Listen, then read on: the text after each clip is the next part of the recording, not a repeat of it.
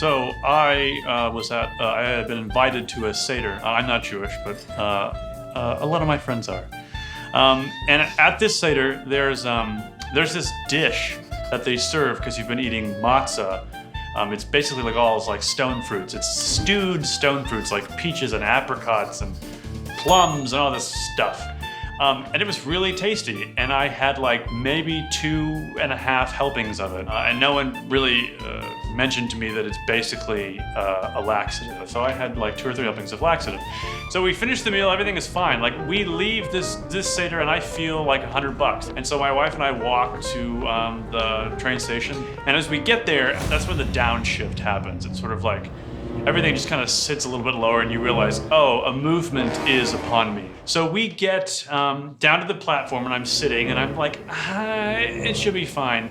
And then I realize it's not going to be fine. I start to get up and I pace and I know that I'm in trouble because there's nowhere to go to the bathroom on the subway and the train hasn't come yet. But I realize that this is going to happen and I don't have a lot of choices here. So I need to get out of the subway.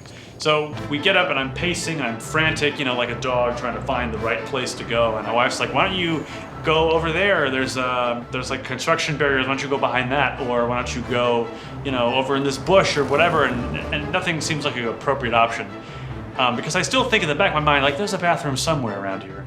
And then time is up. Time is up for me. And I just drop trow and I crouch and I just shit all over a blue 2004 Honda Accord.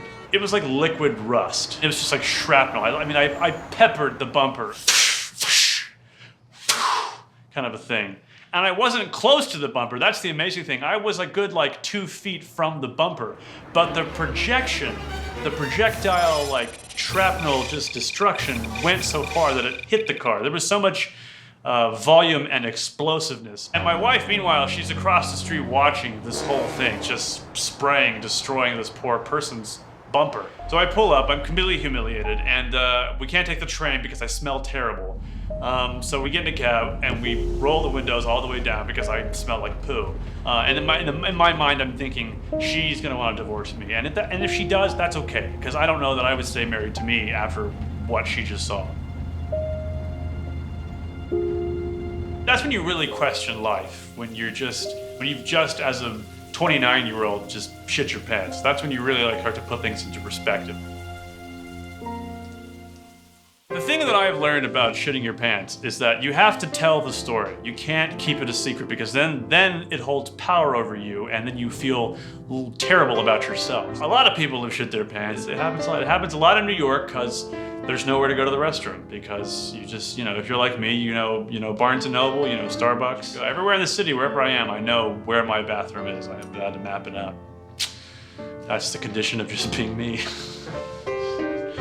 Hey, cut.